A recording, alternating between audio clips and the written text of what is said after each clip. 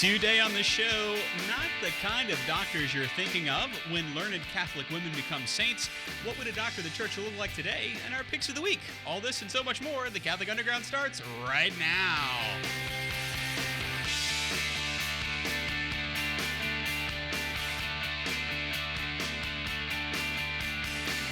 You have indeed hit the play button on the Catholic Underground. We are a podcast cutting through the noise and bringing you the topics that matter. It's episode number 434. For those of you who are playing the home game, since 2006, by the way. We're old. Yeah, we are incredibly old. I'm Father Chris Decker, a priest of the Diocese of Baton Rouge, and joining me, we got Kathleen Lee. Hey, Kathleen. I am here. Yeah, she is. Yeah. Whether you like it or not. That's right. Olivia Gulino is also here. It's true. Here I am. And then up on the Jeff Star one, we have Albert, who's making sure that things are, kind of staying up in the air. Albert, glad that you're here. And Ed Ball is in the ball pit somehow with the new graphic system. Woo! Just need to remind him to turn the fish on. That's all. Yeah, because there it is. Stanley the Fish has been remastered for video here. Look, I'm just impressed. I saw what it looks like. There's all kinds of buttons. There are. And I felt like one of those kids in the elevator that wanted to press them all. So good luck to you, Ed. I know you do good work. So yeah. It's important to note that if you are listening to us in the podcast, things will sound, because of Albert, things will sound just as good as they always do. Yep. But if you're watching us on the video feed, or if you're watching us on Catholic TV or the Catholic Faith Network, we did a significant upgrade of our video systems to help us produce the show, so that we can perhaps have a little bit kind of a higher notch. Yep. And that has only happened because of your support of us. Yeah. And so we had some money sitting in our account, and we were able to make this update. Now we just have to finish paying for it. But so CatholicUnderground.com/donate. That's the only thing I'll say about that.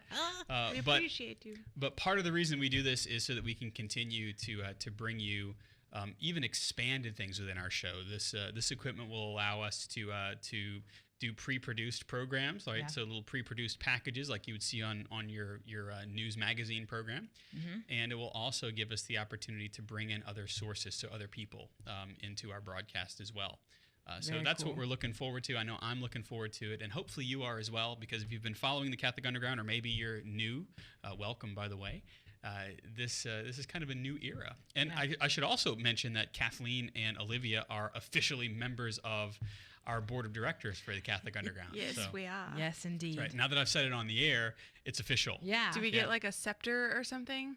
Well, I feel like Kathleen would do with a tiara. Yeah, I mean, I think that might be the next. So you'd share the jewels of office? Is that what you're saying? I move to motion. Well, isn't that how obviously. You do it? I move to motion these things be. Who seconds it? Olivia, that's you. Your cue. I will always second it. Yeah, that would be Kevin's rules of order, I'm thinking, not Robert's. Kevin! Anyway, so thank you again. And so we just wanted to spend a few moments at the top of the show talking about all the new stuff that we've got here for you. Mm-hmm. It's also a program that we're going to concentrate on some beautiful things within the church, and those are doctors. Yep. And I suppose that we should say that it's not the kind of doctors you're thinking of. Normally, when we think of a doctor, we think certainly of a medical doctor, right. But the church has her own doctors as well, not just medical doctors. Yeah, and I like even someone who studies theology, the doctors of the church are always like this I don't know, like for I think regular lay people, it's something that's not really known very well. It's not talked about. Not talked about very well. But although we talk about some of these saints very often, we don't often talk about their role as doctors of the church, for sure. Yeah. Well, I think like I always bring it back to like etymology in my classes, and my girls are like, "Oh my gosh, more Latin!" But it's important. You give me a word, and I show you that the root of that word is either Greek, Latin, or Hebrew. And the word doctor, we think of it as like a medical doctor, someone who you bring what ails you to. But in Latin, docere or docere means to teach. So it's a teacher. So the doctors that we go to for, our cuts and wounds and whatever are doctors of medicine. Right. And so, but they've kind of usurped that term for their own. Sure.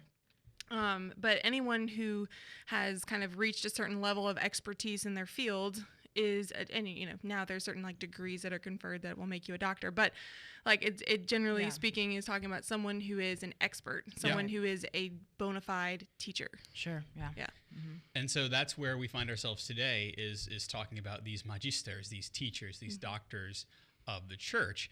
And it's important to kind of delineate, because not every saint is a doctor of the church. Right. This is a special designation that is given in the same way that a medical doctor would go to school and partake of the different types of learning that's required to be considered a licensed practitioner of whatever the medicine is. A doctor of the church has a kind of a similar scope, right? Although a doctor of the church doesn't become a doctor while they're alive. Right. So that's an important way to put that. So so let's see. So let's talk about there are three qualifications, right, that are overarching as to whether we determine the possibility of someone becoming a doctor of the church. So they have to be holy. Right. Yes. Because they're saints. Right. Well, and even among the saints, they have to be, that sounds weird to say, but like they have to be holy even among the saints. Yeah, like your top tier level saints. Yeah. Mm-hmm. That's right. And so you have that notion, but then there's also the depth of doctrinal insight. And it's important to talk a little bit about what we believe about. Are you ready for the long phrase here? Yes. The deposit of faith. Yes. Tell it to me. I love it. So the deposit of faith is also one of those things that Joe and Jane Catholic don't particularly know about, but we partake of that deposit of faith for our entire lives. Yeah. So, and Olivia, Kathleen, correct me if I'm wrong here, but the deposit of faith is the stored up knowledge, if you will, of everything that God has revealed to us about himself through his son, Jesus Christ, and up until the death of the last apostle. So think about that. So everything that God reveals to us in the Bible, from Genesis, if you will, all the way through until the death of John, the beloved disciple, which was the year like 95, 97, something like that. And so at the death of the apostle John, we believe that the apostolic teaching was complete, right? So everything that God was going to reveal to us about himself through his church occurred within the first 9,800 years of the church, maybe, or 100 years of the church. And so from that point on, everything that has been done in terms of learning is a plumbing of that deposit, of that initial deposit of faith. And so I always say it's like a bank account that you can never bleed dry, but you can always make withdrawals from. And every time you make a withdrawal, you are able to find some sort of new nuance to what has already been revealed. Right. Yeah. You're able to store it in your own bank account. Like that's correct. That's right. Your own faith that's a good way deposit. Because I'm always talking to people about this. Is like, this is why the doctors of the church and the doctrine of the church and the writings of people of the church are so important, because so many times we look at what the church teaches and we're like, oh, I don't agree with that because I don't understand it. Yeah. Or I think I understand it, and I might. Yeah, and I'm like, okay, let's just get this straight. The church does not just say, "Hey, here is what we believe," because period. Yeah. Never. There's so much, and sometimes I'll be very honest with you as someone who is a little more simple in my intake of knowledgeable things. Some of it is very rich and in depth, like some of the writings of even the doctors. You could say it's elevated, right? It takes a lot to But dig there into are also many people who have broken those things open and broken them down in order for you to understand it. And so when we say like, well, I don't understand it, I don't agree with it because I don't understand it, or I just don't understand it. Yeah. That's not on. I feel like it's not on the church, because the church is like, look, here is what we believe and here is why, and like here's all the in depth, and we're just like, if it's not in the headlines, then I don't, it's too much. It's not a hot topic, right? And so my challenge to you guys, like for me, for our listeners out there who maybe you're like, I don't know, this is a lot, it's heavy. Dive into some of this stuff. Like if you've never heard of it, you like when you take out the deposit and you put it into your own bank account, it makes your bank account that much fuller. Yeah. Right. And it's free for free. Like it's deposit of the faith for free. You know what I mean? And I'll say too, like maybe if you're looking for a place to start, we're almost in Advent. St. Athanasius on the Incarnation. Yep. Really good. Because you're prepping for Jesus to be born in your heart, right? Yeah. And I tell this to my seniors who were studying like philosophy as it pertains to theology. And like, it's hard. It's hard to sit there and read Aristotle. It's hard to sit there and read Aquinas. And there's a reason for that, because we don't typically think like that anymore. Right. So if it's hard, that's okay. It means your brain's working. Yeah. Keep at it. Chew on it. Read it 3 times. Yeah. You know? And if your brain kind of hits a hard stop, you know, that's not a bad thing, where you don't throw up your hands in academic learning whenever, or in spiritual reading when something really just kind of confuses you.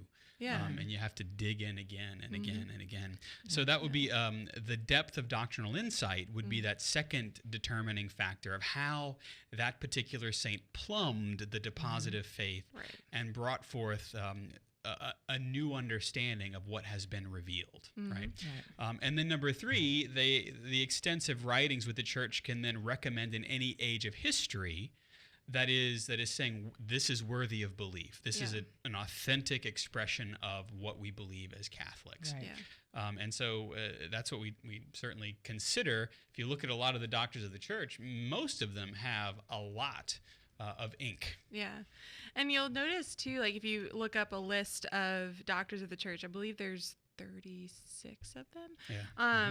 But you notice that a lot of them are kind of congregated in the earliest part of the church, like the around the 200s, 300s, 400s. Right after the deposit of faith was sealed, if you will, they were constantly and like even historically speaking, there's a reason for that, because like, you know, you have the last apostle, the death of the last apostle, so you have like the like Father Chris was saying, like this is what we believe, this is the heritage that's now being passed down, and some people are going to look at that heritage and be like, well, I know what that means, and they're going to start preaching something that isn't correct, and so it's up to which happens still, so it's up to the magisters, the teachers, that's where the again, like the word magisterium is where it comes from.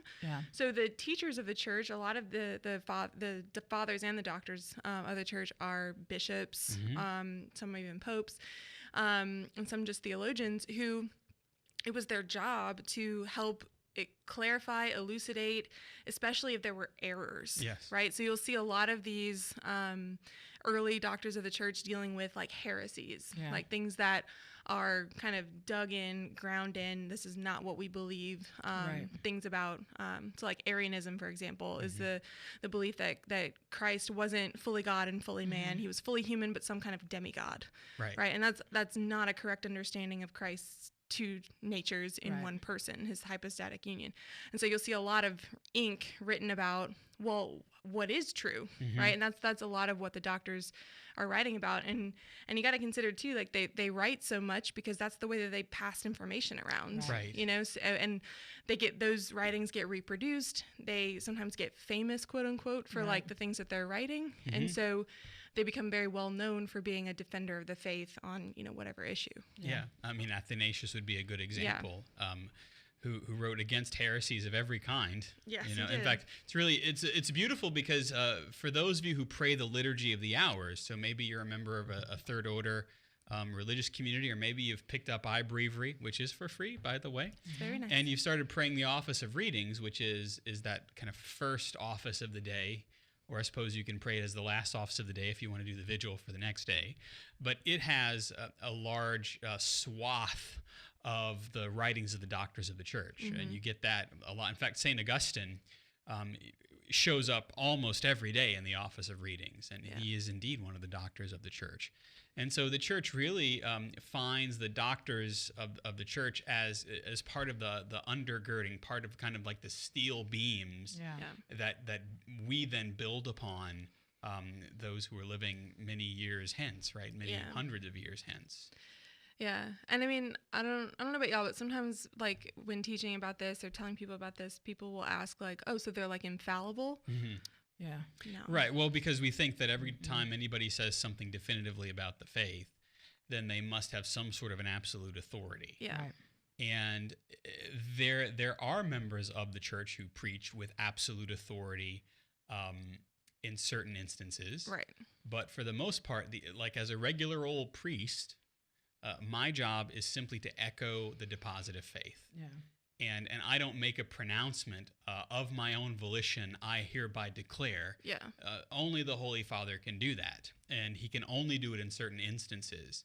And so whenever you have the examinations that take place to determine whether or not someone's writings will be considered worthy of naming them a doctor of the church, the infallibility is not in the things that they say. The infallibility is in this has been proven true because God has revealed it to his church. Right. Does that make sense? Yeah. Mm-hmm. Mm-hmm. Yeah. Yeah. So it's not in the person being infallible. It's in the teaching that they're plumbing, that they're unfolding perhaps in a new type of way. It's the teaching that is infallible because God's word is infallible. And we believe that the sacred tradition that he hands down to us through the apostles, it is also infallible. Yeah. And so the only thing that can be done is that can be just referenced back to and referenced back to again. And so when the Pope makes an infallible teaching, like he declares something infallible, he himself is only declaring infallible the doctrine that has already been defined. He's just saying, now this is worthy of belief, and this is required for our belief. That's right, something dogmatic. So the people themselves. There are probably more than a few doctors of the church who probably had opinions on everything. Some of it's scientific, right? Yeah, well, St. Robert Bellarmine is like known as a really fantastic preacher and orator. He was also just an incredible scholar. Yeah, and he was kind of one of the go-to people. Yeah, his catechism was considered the catechism for a very long time. Yeah, for centuries. And sometimes he'll get like brought to the carpet for like his role in the whole like Galileo affair. Oh yes.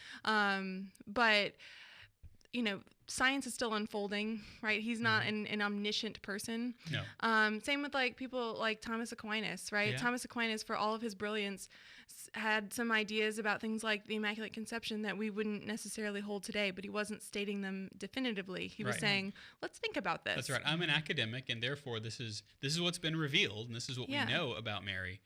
Here's some extempore thought on where some of these these philosophical threads might go. Yeah. And it's because people like him were willing to ask those questions that then later on down the line, you have an infallible declaration on Mary's Immaculate Conception. Right. Right. But like it's a process of development. Yeah. Right. And I think like that's where like St. John Henry Newman really, I think, has a role to play, especially in the modern day church, in helping us understand how doctrine can develop authentically, not changing, but developing. Yep.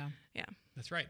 And I think what we will do now is pause briefly, and I should apologize to Ed because I did not make a little interstitial for this part of the show. Oh, wow. But it is the part of the show that we like to call the Catholic Underground.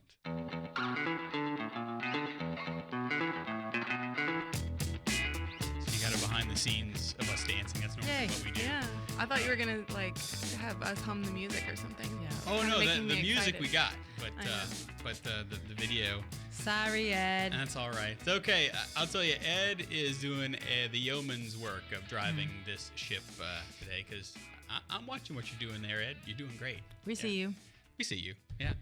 So we've been talking about the doctors of the church here on the Catholic Underground. We are the podcast that tries to cut through the noise of the digital continent and help you to find the still small one, right? The voice of God. And we're talking, is it noisy. It is noisy out there. It really is. And that's really one of the things that we try to do is to provide some context for the world. And the way that we believe that we can do that is by living our faith and living it to the full and digging into the deposit of faith as the doctors of the church have done.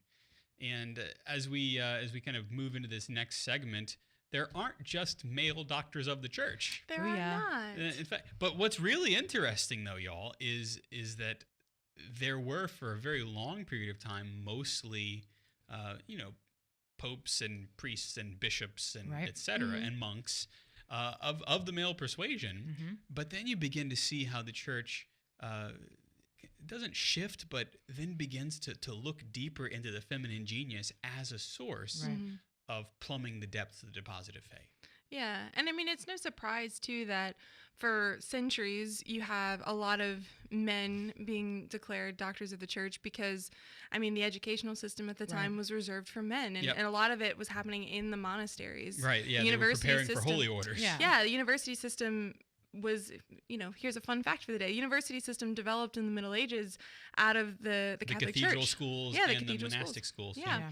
And so so you have people like Aquinas. He was basically a college professor, right? His Summa Theologica was like a textbook that he wrote, right? You have some of the earlier, like more ancient to medieval doctors like Cyril of Jerusalem and Athanasius and St. Jerome, St. Augustine. And then you have your more like strictly medievals, people like Robert Bellarmine that we talked about. Yep. But even in that time, you have these female doctors. And I think what's really interesting is that all of them were declared doctors of the church, in two of them in 1970, one in 1997, and one as recent as 2015. Oh, wow. And so just in the past... Barely the last century, right? What's 50 years? I'm like, math is not my strong suit. I know. I'm like, and every time I think about it, I'm like, 30 years. Oh, no, there's 20 years. I know, right? Yeah. We have 50 years. We're that old 50 now. years, yeah. Oh, gosh. But I think that one of the beautiful things is it's not that like the church is never, and we've said this before, it's not that the church does not have a spot for women, and it's not like the church is just waking up to the fact that like, oh, women can think. Right. The church has always reserved a special place for women, but in the last 50 years, and even more like the past 100, 120 years, you're seeing more of the depth of like what you're saying, like the role that feminine genius is playing and has played, right? Which is why you can have Hildegard von Bingen is the one who was declared a doctor of the church in 2015. She lived in the 11th century, right? So it's just a recognition of something that was always true, right? But the church wants to bring it into the light and say this is authentic femininity. Yeah, right. This is the church. Yeah, isn't that the nature of women in general? Is to like just be there, and not come in and say like, I'm a woman, declare me a doctor, but to be there and to do what they do. Yeah. There is a beautiful Marian sense to that, right? Even if we look at the historical nature of the female doctors of the church not happening until fairly recently, is that there has been this notion of a pondering in the heart of the church by these women saints who became doctors. And I really do think that that's a beautiful thing. There is this kind of Marian notion of they pondered all these things in their hearts, and these were the things that brought them close to the Lord. And then in the fullness of time, they were opened up into the world. Yeah. And that's I wonder if that might not be the mind of God. Obviously, I don't know, but.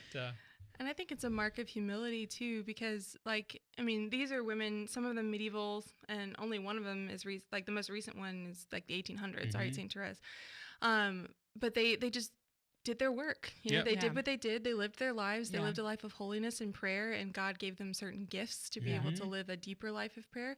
And they just lived their lives, and that's enough for them. They weren't trying to aim for like glory or like I want people to recognize me. And because they did what they did, people like us can mine their treasures now. That's right? Exactly. Because they were faithful in those small things. Then we can mine the treasures now and benefit from them and make the church more what it's supposed to be. That's right. Yeah. So we have Saint Therese of Lisieux, Saint Therese. the little flower, and again, these are not all completely angelic individuals from the moment of conception. Love it. There's hope for you, Kathleen. Yes, you could there be a is. doctress of the church one day.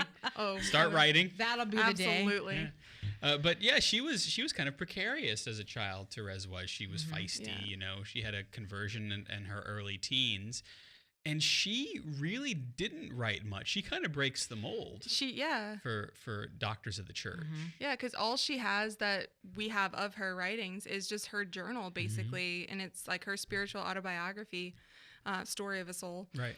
And what's interesting, I read a few years ago that basically whoever was the superior of her order when she died, kind of like instructed her journal to be edited, and anything that wasn't like like the picture of holiness was kind of taken out. So that's why some people read the story of the soul and they're like, it's very flowery. It's very French, you know? Yeah. But like there were other things in there that were just edited out. And especially thinking about like, she didn't just stop being this feisty person, you know, like there's still some of that in her. It just was maybe like abridged. But yeah, abridged feistiness. I think that would be the name of Kathleen's new band. Yeah. Oh yeah. Ooh, yeah. I'll make a band T-shirt. Abridged feistiness. Yeah. But one of the things I love about her is that even in her pursuit of holiness, Saint Therese, I love Kathleen too. But I love that she wanted so badly to be a Carmelite, but her bishop wouldn't let her do it. So she petitions the Pope.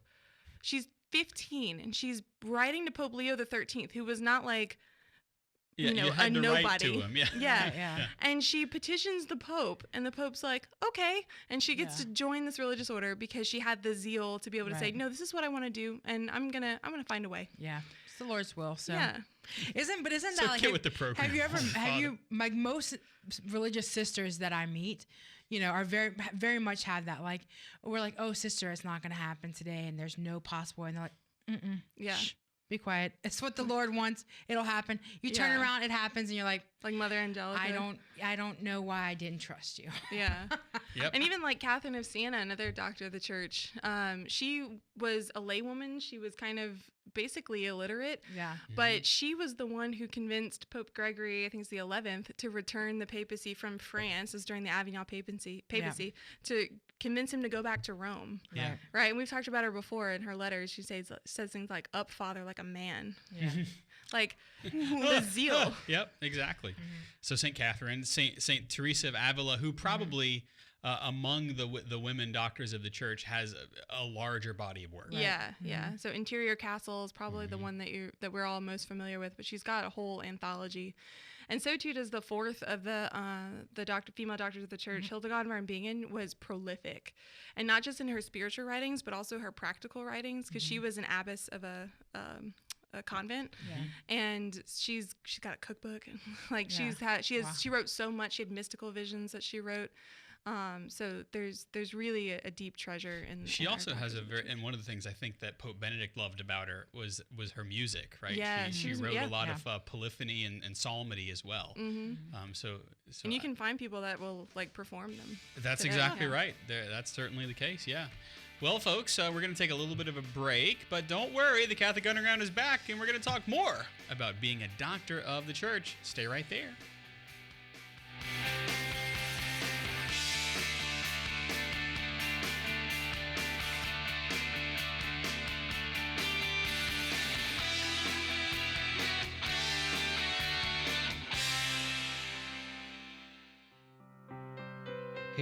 Hail, Holy Queen, Mother of Mercy, our life, our sweetness, and our hope. To thee do we cry, poor banished children of Eve. To thee do we send up our sighs, mourning and weeping in this valley of tears. Turn then, most gracious Advocate, thine eyes of mercy towards us. And after this our exile, show unto us the blessed fruit of thy womb, Jesus.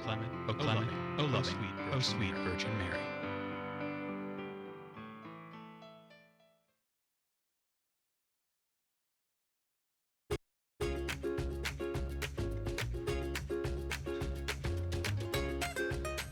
Well, hi.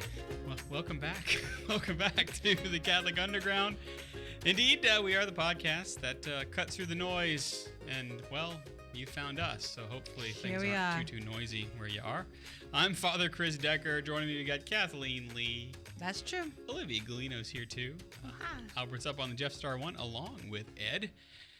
And so we've been talking about doctors of the church on the show today, and who they are, what they do, what makes a doctor, and then we've talked certainly about the female doctors of the church. I guess it wouldn't be a bad thing to mention some of the dude doctors. Yeah. So Saint Ambrose would be one of those. He was the Bishop of Milan, and he was the one who received Augustine, who would become Saint Augustine, into the church, and you really get a kind of a sense of who St. Ambrose was by the fact that Augustine talks about him all the time. You know, he mentions him quite a bit. And so St. Augustine would be another one, St. Augustine of Hippo, who said, hope has two beautiful daughters. Their names are anger and courage. Anger at the way things are, and courage to see that they do not remain the way they are. So you can see just the language of course, that's a small snippet of Augustine. Talk about prolific. Right, exactly. Saint Jerome, of course, who gives us what we call the Vulgate now, right? The Latin translation of the Bible from the Septuagint, which were the original Greek and therefore original Hebrew sources of the scriptures. So just the fact that he translated the Bible would probably be enough to make him a doctor of the church. The entire Bible. Yeah, and like the service that he did for the church, like can't go unnoticed because like if you wanted to read the Bible before Jerome, you had to know at least 3 languages. Yeah. And he knew them. And so he translated it into a popular language, which was Latin at the time, and therefore helps the spread of the faith. Like, what? Like, there's no Christendom without St. Jerome. Yeah. That's right. And there's no good psalmody without St. Gregory the Great. He's also a doctor of the church.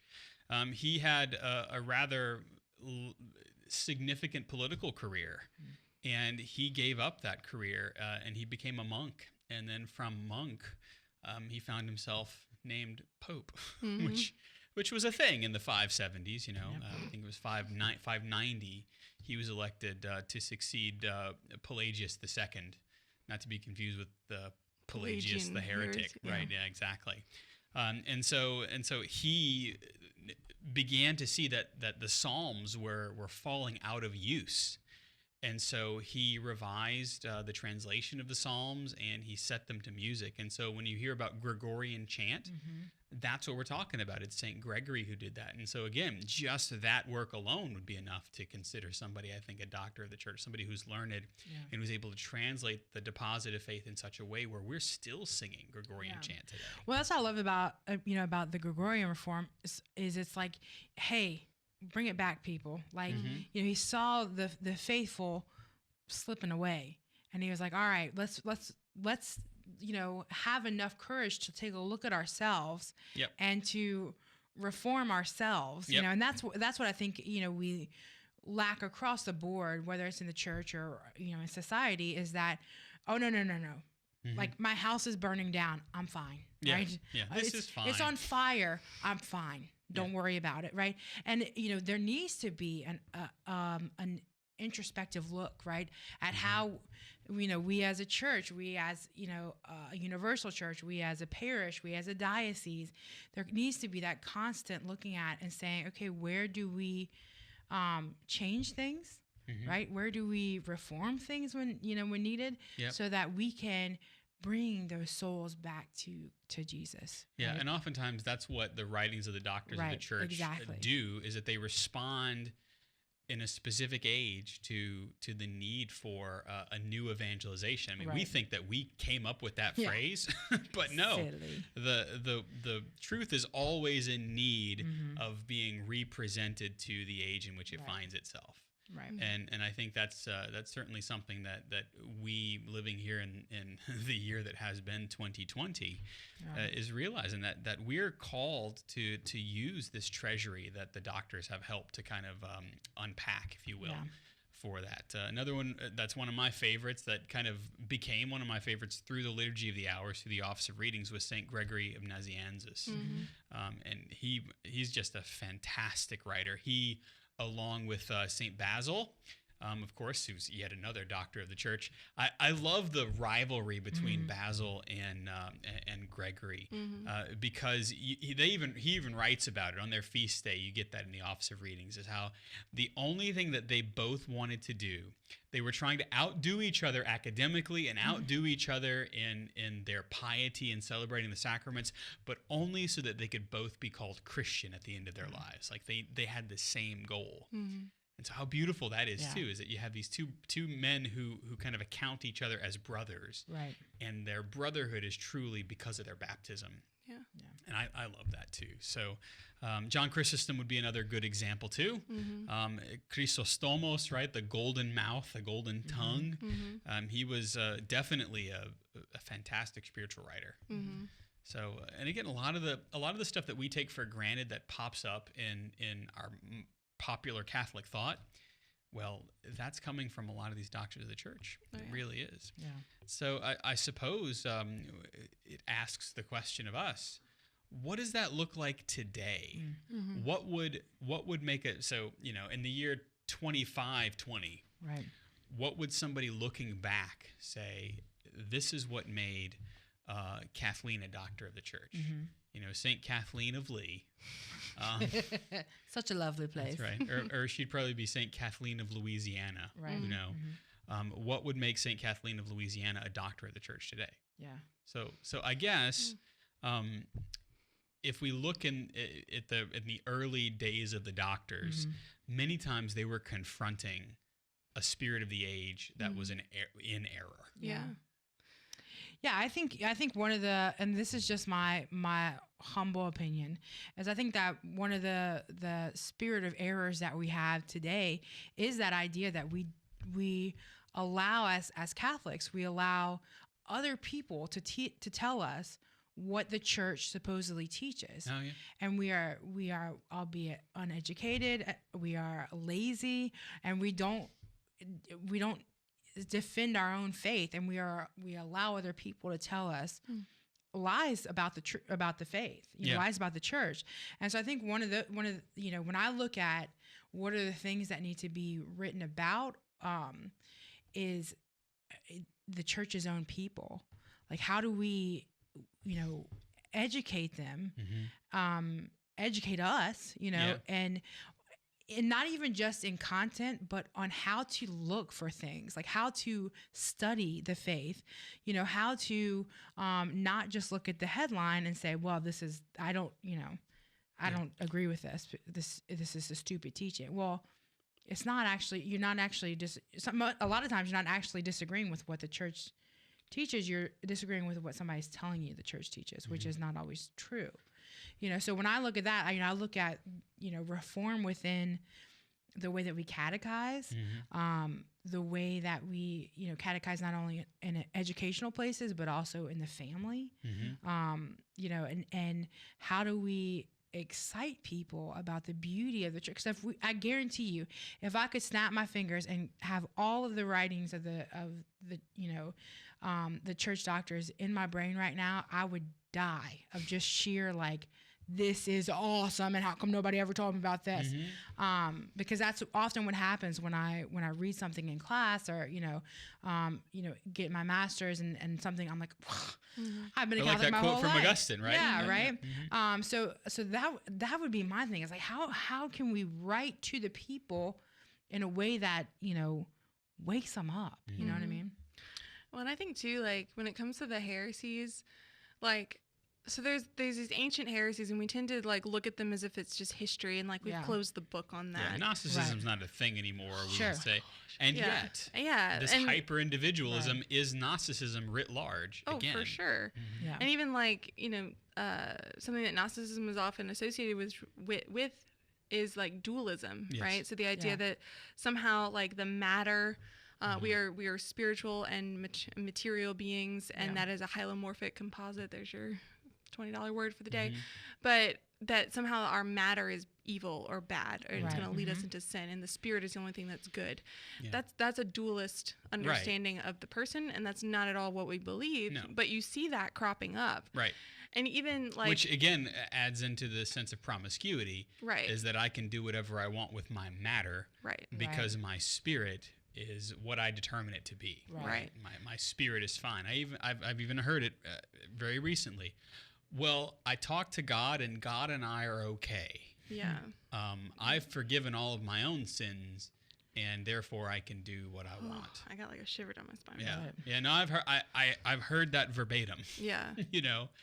And that's the sense of I have made myself in my own image, and that's good enough. Yeah. Right. Well, and even that is partially a kind of Pelagianism. It is, yeah. So Pelagianism is an ancient heresy, but still cropping up today, that basically says well, sin doesn't really wound human nature the way that we have thought that it does, and my free will is enough to bring me to perfection. I don't need God's grace. That's extra. Yeah. But I can get myself all the way there, or part of the way there if you're a semi-Pelagian. But like that idea is still around, right? Yep. Like look at like the self-help kind of era, Yeah. which admittedly is not so much like in the, the cheesy self-help books anymore, but it's in the like finding influencers to follow and people who are going to digest the world for you and then tell you what to believe. That's kind of what they're saying is, right, if you just like can kind of pare down to like what you are in your essence, you're going to find that you have the will to be able to, speak it into the universe or whatever. And that's, Sorry. that's not authentic because yes, we do have freedom, but it's a gift. Yeah, that's right. I am not sui generis. I don't create myself. And so like you see all of these vestiges of the things that we've as human beings have struggled with for since the beginning of time. Right. Yeah. And since the beginning of sin, especially. Yeah. We see all these things. We're still struggling with them. They just have new names. They just wear different clothes. That's right. And so I feel like what Kathleen is saying, like the doctors of the church for our modern era are going to be the people who wake us up to that. Yeah. The people who are bold enough to say to, in the face of a lot of persecution, most likely, but the people who are willing to say, this is not the way that we should be living. This is not what you should be. This is what the truth is about you. Yeah. And even that's not going to be a popular It's not. stance. Right, and I think that what we're seeing, especially this particular year with what's now being determined, the cancel culture. Yeah. Oh, I think that the doctors of the church 500 years from now, the ones who were declared doctors in 2020, maybe there was at least one. Right. Is responding to that cancel culture, that if I stand up and I say this is true because it speaks to the heart of human existence and it speaks to the fact that we are not created for this world, we are created for heaven, and therefore I am canceled. Yeah. I think that a doctor of the church is probably going to be somebody who was canceled. Mm-hmm. Yeah. And then many, many years from now, looked back on and gone, nope, they nailed it. Yeah. Because 500 years ago, they were dealing with this, and we're dealing with the fallout from 500 years ago. And we can say that about the saints who lived in the 1500s, who were responding to the Protestant Reformation and to just the obliteration of belief that happened as a result of that, or by the saints that were part of the French Revolution, right? That were the fallout of the French Revolution. We're looking back 200, 300, 500 years and going, oh, nope, Saint so-and-so nailed it. And now we're trying to pick up the pieces based upon their experience of suffering in a crucible time of the church. And I think that here in 2020, we're in one of those crucible times. In fact, I was preaching about this for the Feast of Christ the King, that Pope Pius XI, whenever he instituted the Feast of Christ the King in 1925, was saying the reason I'm instituting this feast is because men are in danger of losing a sense of who God is and who Christ is and where he stands, what place he has in our world. And the answer, spoiler alert, says Pius XI, is he is the king of the universe. Yeah. And so I think, the doctors of the church for tomorrow are being formed today in the crucible of our age that has to confront not just modernity, but the heresies of modernism. If it's new, it must be good. Right. Yeah. If it's novel, it must be tried. Yeah. Sure. Well, and I think too, like, I love what you were saying about the cancel culture, because I think there's two sides to that coin. Because part of the cancel culture, which I find particularly disturbing, is someone makes a mistake or someone has a sin that's put on display and people abandon that person. Right. We're perpetuating the idea that people are irredeemable. Right. That you Correct. are your sin, and if you sin in a certain way, that's it for you. Right. Which is part of the dualistic heresy that is writ large, because then you have, and I'll use the $5 buzzword today, that then you have the virtue signaling that says I am better than you and I am incapable of sin because I have said that about myself and therefore it must be true. Right. And so then you have the person pronouncing another person irredeemable because they don't believe in a savior, except they're saying that I am your savior. And so then what happens is that other human being commits a peccadillo, and then finds themselves canceled and then signaled by yet another, So each of us is trying to be his or her own magisterium. Sure. Oh yeah. And either the magisterium happens outside of ourselves in a deposit of faith that is sealed and much larger than ourselves, from which we draw the truth, or we try to make ourselves a deposit of faith. Yeah. And it doesn't work. It doesn't work. Yeah, and it's because it's a perpetuation of pride. It's the pride of saying like it's nothing new. Yeah, like it's a new face to pride, right? It's right. just instead of like, I'm, better than someone else, or I'm, more of whatever than someone else is, we're kind of placing ourselves in God's position and saying like passing judgment in the kind of capital J sense of judgment on other people and their sins instead of cavorting with sinners. That's what Jesus did. Yep, he did. Like that was a scandal, right? But it was a scandal that he was willing to undertake because he saw the dignity of the person. That's and that right. The person is paramount. The sin is not. And if we're so bold, Jesus makes it very clear that the way that we find ourselves as members of his kingdom is by reaching down into the world and ministering to those who have been considered the least. Yeah. Right? Ministering to those who have been pushed aside, ministering to those who are not just physically hungry, but spiritually hungry, and expressing to them that, no, you have not been canceled by God. If you had been canceled by God, you wouldn't have being. Yeah. Right? But God cancels no one. Yeah. He does not. And therefore, the church must be there to provide the healing balms of the sacraments and Christian witness, our witness, to feed and to give drink to the thirsty. So that might be what a doctor of the church looks like maybe 200 years hence. We don't know. I look forward to finding out. I look forward to finding out from the other side. Hopefully from a place in eternity that is among the righteous and not the damned. That is my great hope. Mm-hmm. You know what another of my great hopes is that we pull off this part of the show that we like to call the CU Pick of the Week. Yeah, that one. All right. Okay. Yeah. So for our first CU Pick of the Week, let's go over to Kathleen. Okay. I'm prepared. Do it, Lars. I'm super excited. I found this, as I am engaged. Yay. And in the next year, in fact, a year from just about now, just about. I will be making my own home. You will. Which I have made. Like, let's be honest, I have been in and out of my parents' abode.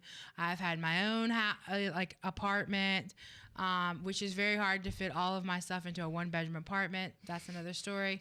But I've really been I'm really excited about this idea of getting a house, and my fiance. And a hearth. Yeah. And my fiance is like, well, what do you want? And I'm like, I never had a house of my own ever.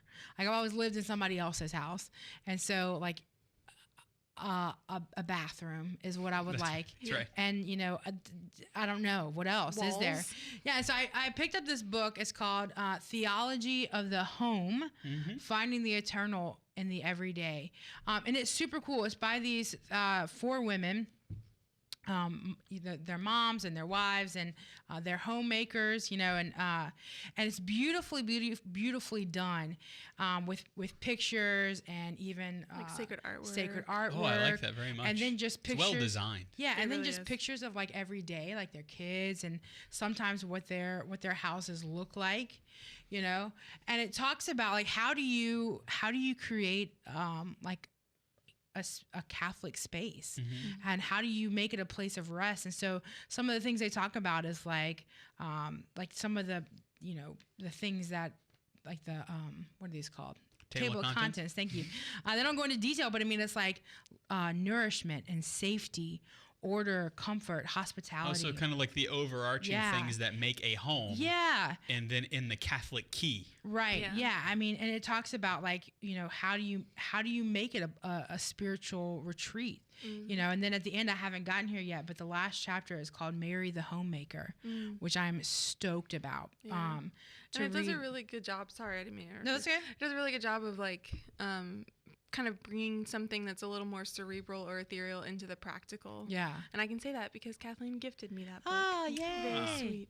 Very nice. You're welcome. But so it's pretty Theology cool. of the Home. It's Theology of the Home. There's also a second one, and there's also like a planner, which they try to Isn't there always? Which they try to sell me, and I was like, because I have a compulsory need to buy all the things of one thing, especially planners, in order to read the one. But I'm super excited to finish it, and hopefully pass it on to other people. There you go. Olivia, your pick of the week. So my pick of the week is a website. Okay. But it's also a place where you could procure a book, such as the one Kathleen recommended.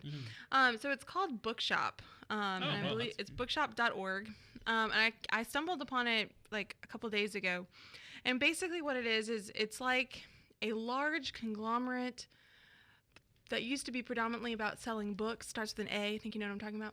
But it's just for independent small bookstores. Cool. Yeah. So, because like you, in your town, you probably have a small bookstore, whether it's like a new or used kind of situation, antique books, something like that. But they've taken a hit, as have a lot of small businesses with the whole COVID situation. And what I really love is that this is a platform for the small booksellers to be able to sell without using the capital A large conglomerate, to be able to do so in a way that they reap more of the benefits. And so if you're looking for, I usually give at least a couple of people books around this time of year for Christmas. So if you're looking for, or maybe you're just looking for yourself, some spiritual reading for Advent, I really recommend them. I haven't used them yet, but I've perused their website. Like I said, I just found them a couple days ago, so I will let you know how that goes. Bookshop.org. Yeah. And you can even search for what's your local bookshop, and it'll kind of have that as your home base. Cool. Once you've searched for it and have kind of clicked on it. But you can buy books from anywhere in the country, and all from independent small bookstores. Oh, and I didn't even know that we had one here in Baton Rouge. Well, there you go. And it doesn't have Cottonwoods, which is our major one, but that kind of has its own following. But there's a lot of that I didn't even know of. This is in the hipster district. Yes, it is. Bookstore. Indeed, it is. But apparently, over $8 million has been raised for local bookstores through this platform, which is good. I prefer a local bookstore whenever I can for go. Sure. I mean, I will go to all of the lettered, places. Yes. But there is nothing quite like the kitsch. Oh yeah. And the kith of the kin of a local bookstore. Like when you go in, one of our local used bookstores is called Cottonwoods. If you're in Baton Rouge, check it out. But they literally have books stacked from the floor to the ceiling, and you just have to sift through. And that's oh my gosh, that's the best way to spend 2 hours. Oh my gosh, it's so fun. One of my other favorite local bookstores is run by a nice Episcopalian folks in Casper, Wyoming, Wind City Books. Ooh. And I love going in that place because they have a monster cappuccino machine, Oh, yeah. So you can have a nice cappuccino while you're browsing the stacks. Love that. And and they actually, I appreciate a bookstore with a good graphic novel selection that they have, especially a local bookstore too. Oh, yeah. Which I suppose brings me to my pick of the week, which is in fact the king of the transition. Well, I try. And there are kings in this too. This is a comic book series. This is chapter 1 called Dominion, The Fall of the House of Saul. So it's written, it's kind of a collaborative effort written by Dr. Baron Bell, who is the creator of it. He's the writer. He's done the pencils and he's done the graphic design in it. He works for a college, Liberty University. He's a professor of art and design at Liberty University and George Fox University. And so he's trying to take the story of Saul, the story of David, the story of Jonathan, and bring it to life for a new generation by using science fiction allegory. That's awesome. And I don't know if you remember the NBC series. It was very short-lived called Kings. It was really pretty good too. It only lasted a season because apparently people didn't get the allegory. That's where we live. You have people that don't know what the Bible is. They know it's a book, but they don't know what it is. Yeah. I kid you not. I've experienced this in my own life. Or people who don't know who the characters or the people of the Bible are, don't know that Jesus isn't just an historical figure or that he's not just a fable, that he actually lived and he actually continues to live. But so this is an opportunity to tell the story of Saul the king, and all of the characters in the book are anthropomorphic animals, which even makes it better. So you have a sci-fi allegory, but you've also got some C.S. Lewis stuff. The artwork is absolutely beautiful, and it's so well done. And I mean, it's got space battles in it, so I'm on board. And so this is chapter 1. It's a well-made book. Chapter 2 is coming actually in December of 2020, supposedly. And so I've only started reading it, but just the artwork alone, it's really well written too. So that would be my pick of the week: Dominion, the Fall of the House of Saul. Nice. And it's available from Terminus Media, and we'll put a link in the show notes as to how you can get a copy of that, because you can certainly do that.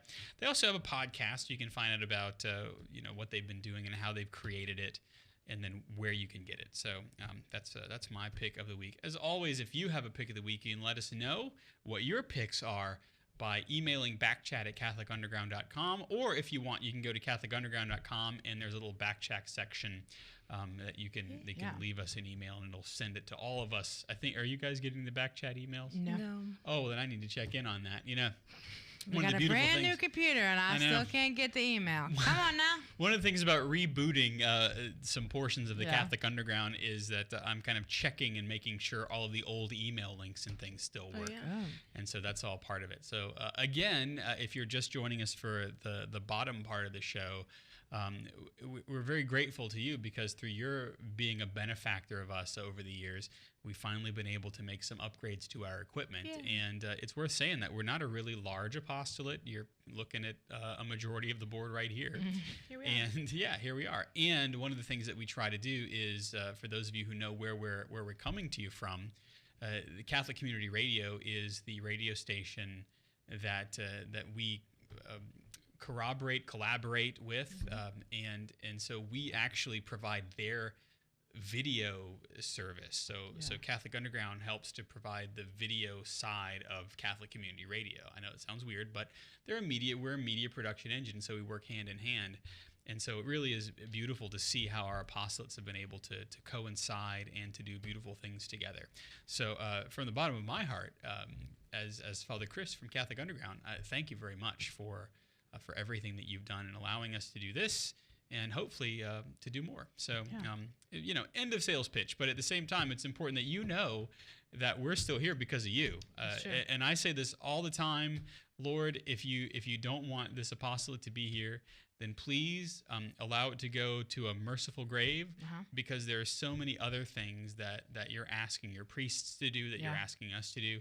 And yet this is an apostolate that continues to say, you know what, there's still more to do. And so here we are, and it's because you have been chiming in with your emails, with your presence in the chat, and I'm very, very grateful for that. We are possible because of viewers, listeners, and benefactors and spiritual warriors like you. You can become an official Undergrounder by going to catholicunderground.com/donate. And you can also help us out by letting others know about the Catholic Underground. So remember to like us and heart us and star us on your platform of choice. And if the podcasting service that you use to listen to us has a review option, then consider leaving a favorable review along with the number of stars that you would designate. We hope it's more than 4. Would be nice. Our panelists this week, we've been having Kathleen Lee. I have been here. That's right. Been being here. Pardon my past pluperfect.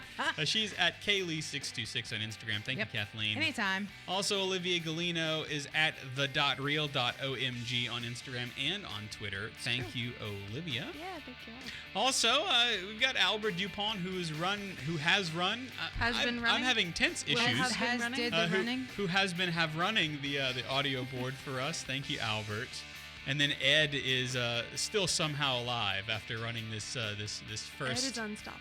He is. This is definitely the run of the Catholic Underground's new equipment. You know me. I'm Father Chris Decker. You can find me on Twitter and Instagram at Digital Catholic. And you have been listening to. You've been watching the Catholic Underground. We're cutting through the noise so that you don't have to, and you can find that still small voice. And we will definitely see you next time.